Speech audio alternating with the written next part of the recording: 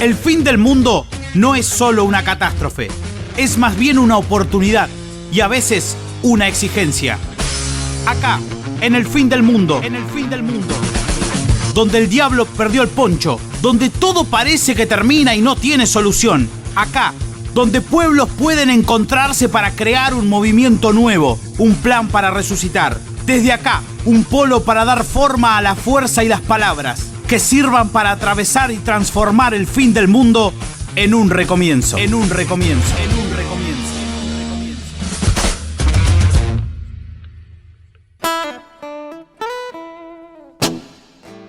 Polo formativo del fin del mundo.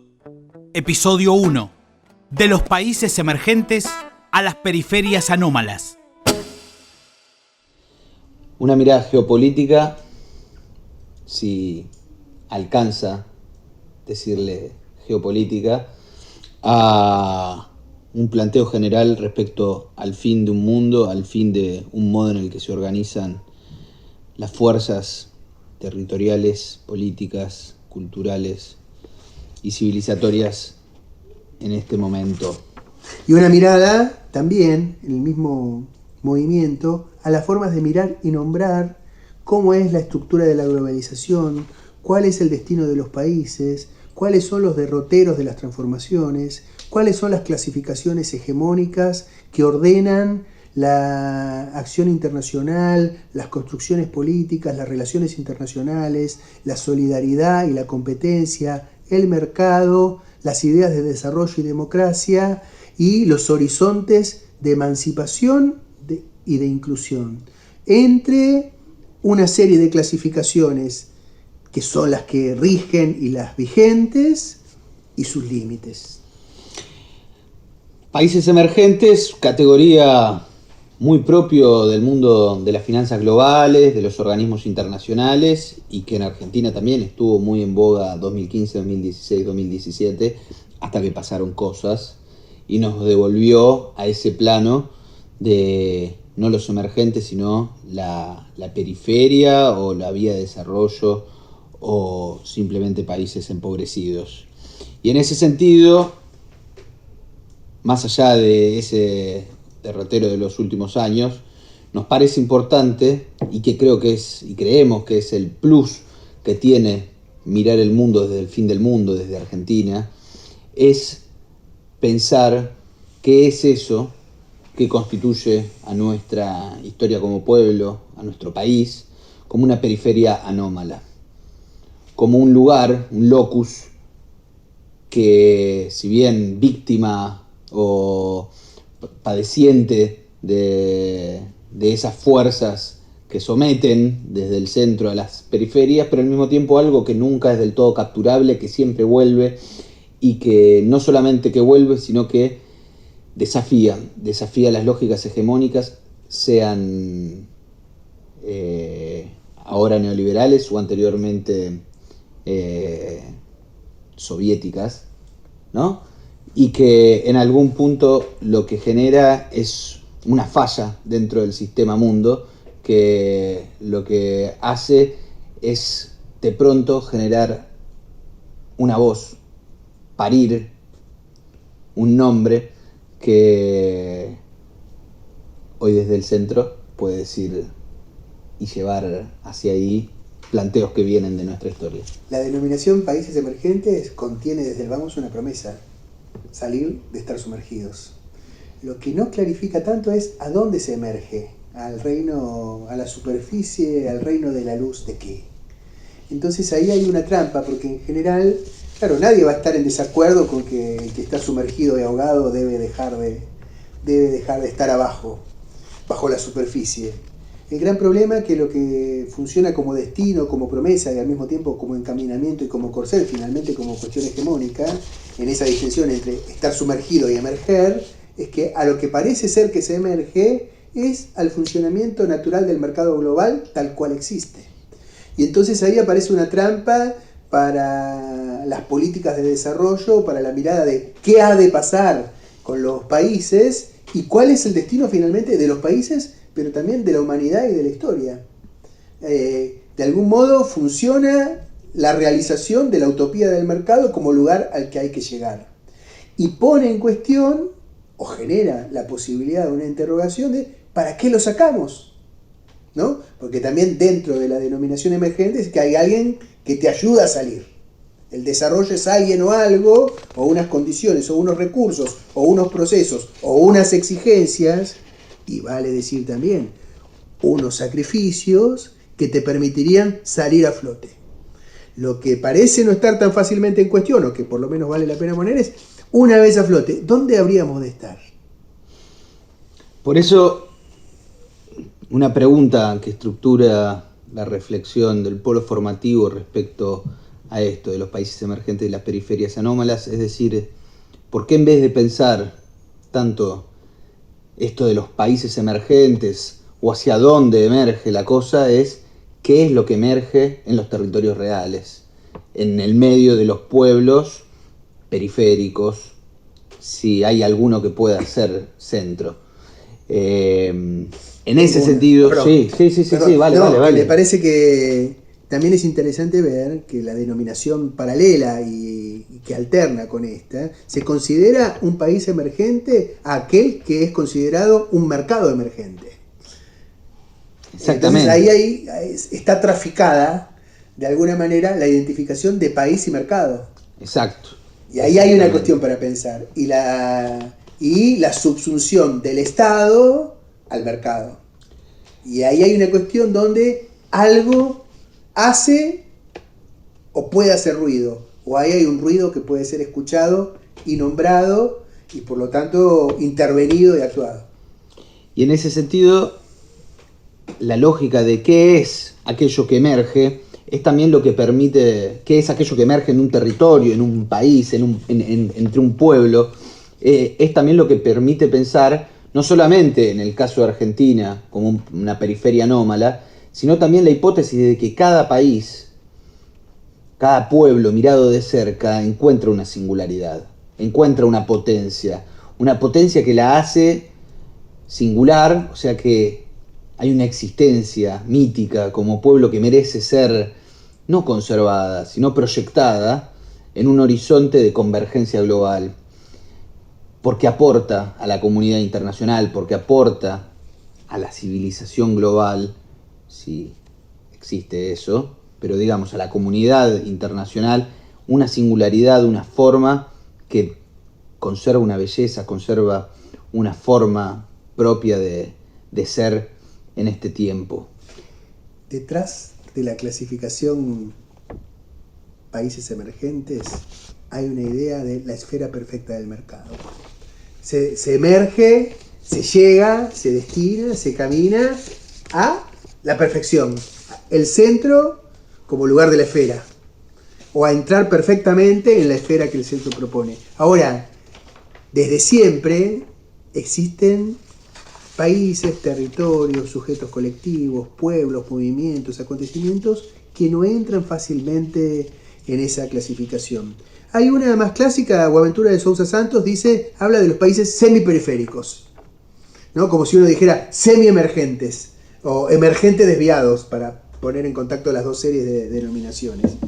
Sin duda Argentina es uno de esos, ¿no? Un país medio inclasificable que contiene dentro de sí distintos elementos y distintos nombres inclasificables. No casualmente, no es casualidad que uno de ellos inclasificables, indiscernible y también muy inquietante, sea el del peronismo, ¿no? Y ahí también está Argentina como un país latinoamericano, pero al mismo tiempo que desentona, como una especie de Europa rota, o una América Latina disonante. Del mismo modo que por otros motivos pueden serlo también Brasil o México, en este caso por la fuerza de su civilización, ¿no? de su configuración étnica, de su historia, de su cultura. En el caso de Argentina, uno podría decir que por supuesto hay algo de eso, pero que el ruido, la cosa que se sale de la melodía que toca el pensamiento hegemónico, tiene que ver con su historia. Y su historia es en la manera de poner en letra la música, su historia política pone en letra distinta lo que ha sido su proceso histórico de un país de inmigración, y el peronismo es como la nota discordante que hace que Argentina no entre tan fácil en las clasificaciones habituales. Pasa que aparece en el justicialismo una filosofía, una doctrina que tiene pretensiones no imperiales, pero sí globales, de poder. Universales, exactamente. Es una periferia con vocación de centro, pero no de centro normal. Exactamente, ¿no? Exactamente. Y en algún punto,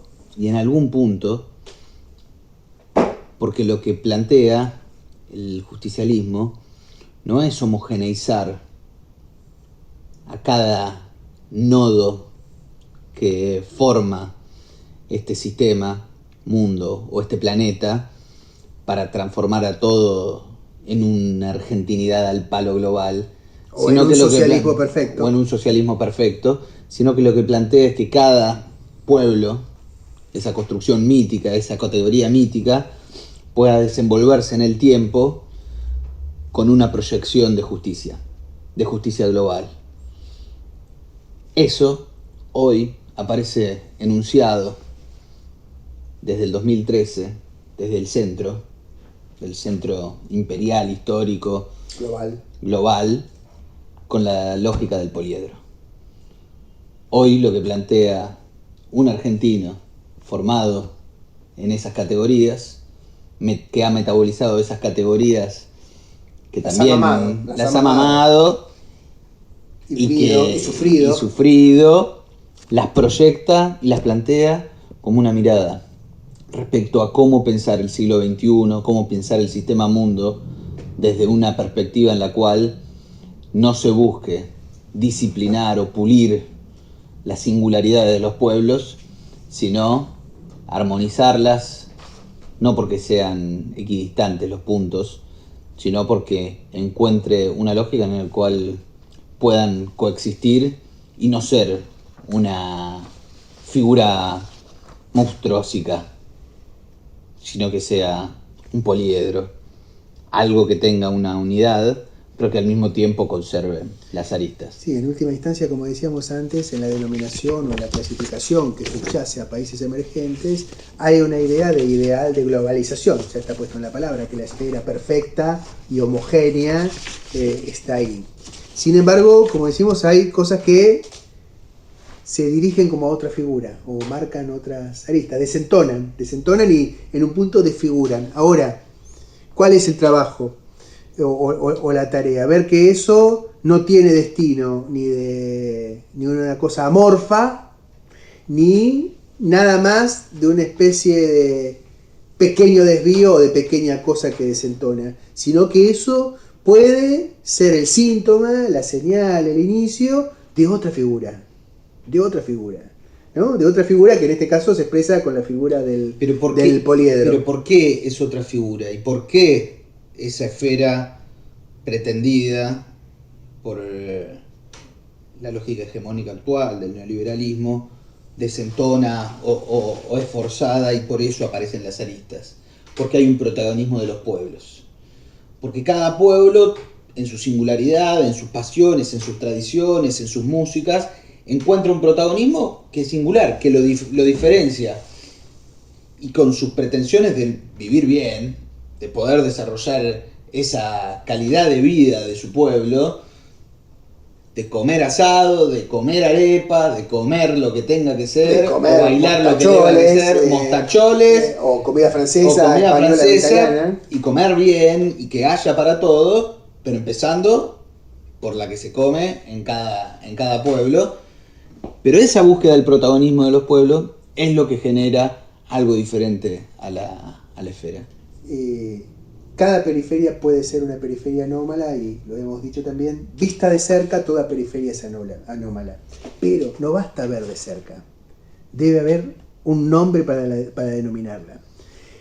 Argentina tiene su singularidad por su propia historia, pero esa singularidad no estaría presente si un hecho político, histórico-político, no le hubiera puesto nombre. El peronismo es el que le pone nombre, historia, experiencia a esa realidad. y las insiste en nombrarse distinto una y otra vez, y persiste. Y incluso uno podría decir, su persistencia, la insistencia del peronismo, es la insistencia en nombrar distinto el lugar de Argentina en el mundo, su propia identidad y su propio destino. Pasó en su momento en cuál era el destino de un país lejano, periférico, en el cambio de mundo después de la Segunda Guerra Mundial, donde el poder mundial pasaba de Europa a Estados Unidos o de Inglaterra a Estados Unidos, y vuelve a pasar hoy, o eventualmente está la tarea de hacer que vuelva a pasar hoy, poner ese nombre y recrear esa experiencia política en el momento en que pasa de los Estados Unidos a Asia o a China. Y ahí hay otra vez una insistencia, un desafío. Nosotros seguimos siendo un país, para decirlo así, en el culo del mundo, como dice la canción de Caetano. Y aún así, ese país que está donde el diablo perdió el poncho, como decíamos en otro episodio, insiste en denominarse de manera distinta, y en ese país insiste una figura política, una idiosincrasia, una experiencia política y unos sujetos que prácticamente se reconocen en eso, que toman el nombre de peronismo y al tomarlo se ven distintos, procesando una memoria, pero también construyendo otros mapas de su lugar en el mundo y de qué son como sociedad. Porque también un poco el desafío de la etapa que viene, siempre lo ha sido, pero ahora en la lógica de la gobernanza global, en la lógica también del destino universal de los bienes o de los patrimonios de la humanidad o de los bosques nativos que deben ser custodiados o de los recursos naturales que deben ser resguardados, vale preguntarse en cada territorio, en cada país, ¿quién decide? ¿Quién es el que gobierna?